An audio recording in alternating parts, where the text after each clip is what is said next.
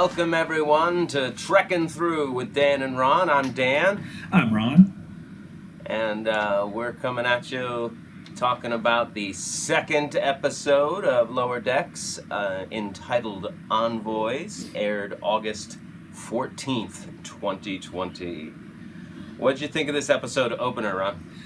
Oh, gosh, I love the opener. It was a great play on the whole energy entity coming to take over the ship. And, oh no, these crew members are kind of like not taking any crap. And it's like, okay, get in the band. No, do whatever you want. I thought that was great because it turned that on its head. I mean, in every, Berman-era Trek episode that featured an energy entity, that would have been the entire setup for the whole episode. Here it was the cold open, and it was settled before the open. It's great. Right. It tries to attack the captain. Again, it just fizzles out.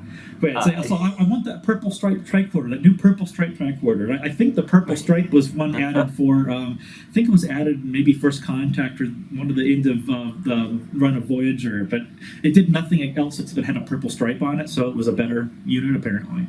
So that's actually a callback. The purple stripe tricorder. I think so. I haven't done a deep dive into that as yet.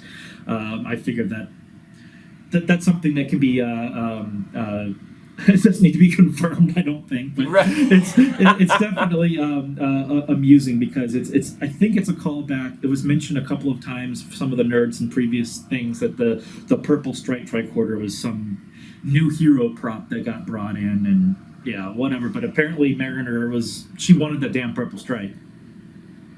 Gotta have that purple stripe. Makes all the difference.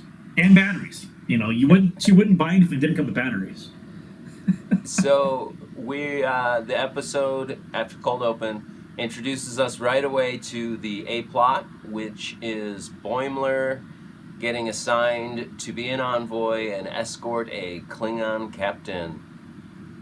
He's very excited about it, and Mariner seems like she can't be bothered. She's too cool for school, Too cool for school. Kind of makes fun of him, teasing him a bit, and but it turns out she transfers onto the assignment to be co-command, kind of taking the wind out of Boimler's sails a little bit. Well, Boimler needs a little oversight. He really needs a helper. He does. And as we find out, Mariner has a connection with their guest, so that makes perfect sense. If you think about it, yeah. So we go on to Rutherford and Tindy. They have a little interaction that sets up our B plot, which for me was more comedic. I got more laughs out of the B plot of Rutherford changing divisions to make time to watch an astral event with Tindy. And so it sets him leaving engineering and he going through all of the other divisions. Command, security, yeah. He goes from engineering to command to medical to security back to engineering, and we have great fun along the way. But while that's happening, the Boimler and Mariner pick up the Klingon. Mariner knows him from way back in the day. How old is she? Right, I know. What was the Klingon's name? Corinne, right? Captain Corinne. Corinne. Kind of a heavy drinking, one-eyed, kind of Martok analog in a lot of ways. A young Martok. Martok without self-control. Exactly. Was very much the vibe I got. He steals things, apparently. He steals things, yeah. He gets drunk and steals their shuttle, abandons them on the planet, and they've got to have their adventure to get back in time to not be court-martialed. My favorite part of their chase was hands down Boimler getting hit on. Oh yes, with the alien creature. What was that called? Anabaj. Anabaj, yes, an Anabaj. Yes, kind of a celestial space siren, mermaid type creature, right? Yeah, totally beautiful and hitting on him. You want Jamaharan, I can tell. I feel like Jamaharan is something that's going to come back. Have we heard of Jamaharan in the past? Oh, only in I think some episodes of Next Generation. I think it was brought out in the first episode, Captain's Holiday, where Picard and goes to Risa for vacation, and Riker kind of gives him that little statue, the Horgon, which says "I want Jamaharan." And he doesn't tell the captain that that's what it's for, and of course the captain puts it out there next to his little beach chair, and all the ladies start coming up, and he's really put off by that. Oh, yeah. Right. Oh, that was some good. So so the Jamaharan it's a callback to Risa. It's a callback to Risa. I'm looking, it's loving. It's looking for some good loving. Yes, even after the Anabaj was I guess shown to be her true self, she's still like, I can tell you still want Jamaharan. I can feel it. You still want dirty boy. That was probably my favorite line in the episode. That and Mariner's line to Corinne when he says that she's gone soft, and he is not as soft as your Nagek. It's like, I guess we know what a Nagek is now in Klingon, right? Come, Mariner, let me tell you my sexual conquests. Oh, what, both of them? Burn. Sick burn. So going back to Rutherford, my favorite moment has got to be the Janeway Protocol when he's training command. Really? Janeway Protocol? With Commander Ransom. He uses the Janeway Protocol, and all the ship's children have been ejected into space. The kindergarten on Decade is gone. This has never happened before. Let's try it again with more children. A ship with more children. A ship with more children. Shows Ransom's really got a bloodlust. Good stuff. And I feel like those bits are not only comedic, but they're important and revealing about the crew members themselves. You know, this first season, first few episodes, we're still learning all about these people. Yeah, we're still starting to get character development. We got, obviously, this focused a lot more on Mariner, Boimler, and Rutherford. We got a lot of good character development from them. We didn't get a whole lot of anyone else on the ship, I don't think, but that's to be discovered in further episodes. Absolutely. There's only so much time per episode. But they did continue to give us the jokes. Rutherford moving on from command to medicine had some funny bits, but for me it really got extra funny again when he went to security and they go down to the holodeck and the lieutenant in charge of security loads up program Smorgasbord. And he actually defeats them all. Like, this is supposed to be a no-win situation. Yeah. He uses his augmentation, his cybernetic augmentation, destroys the Borg. Yeah. I usually give this program to people to learn how to handle defeat. Yes, the Smorgasbord is kind of the security holodeck version of the Kobayashi Maru, right? And of exactly. And like Kirk, Rutherford defeats it with, in his case, cheating as well, an implant. Right. Uses his cybernetic powers to win. He doesn't actually know how to fight. The visor does, or the eye, cybernetic eye knows how to fight. Yes. It's really fun because all of the officers along the way are nothing but positive and supportive. They have a few setups where you think the commander's going to say, you can't transfer out of here, but no, I enjoyed how every commander was like, hey, you got to do you. If you're going to move on to the next division, go for it. When he's like, I'm going to leave security. Yeah, I'm going to leave security. And then everyone's like, yeah, right on. You go on. You'll be successful wherever you go. And I felt like that really harkens to the heart of the goodness that Gene Roddenberry was trying to do with Star Trek and showing that future. Right. We're not cutting each other down. We're supporting each other. We're all in this together as the human race, or I guess, and more than the human race by the time we get to, these multi-species crews post-Enterprise. Yeah. That security lieutenant is Bajoran. He's got the little earrings, the nose ridges. And some anger management issues, it sounds like. Definitely. We'll learn. I'm eager to learn a lot more about him, especially his bloodlust for battle. Yes. He's looking exciting. Can't wait to explore him. Ransom getting deeper. He's great. The Doctor right away. I feel like they did a great job writing her in that. Other than like maybe personal backstory complications, I feel like we know the character already. Like you said, it's a cat version of McCoy. Yeah, and they're not overdoing it either. That's the type of character that the writers in the past may have used excessively for jokes and things like that. And so far, it's been only where she's been needed to say a line that was good. It hasn't been comedic foil over and over and over again ad nauseum, like some of the comedic characters in previous tracks, where oh please don't Neelix me, They're not shoehorning her into every scene they can, right? Which is wonderful. So back on the A plot.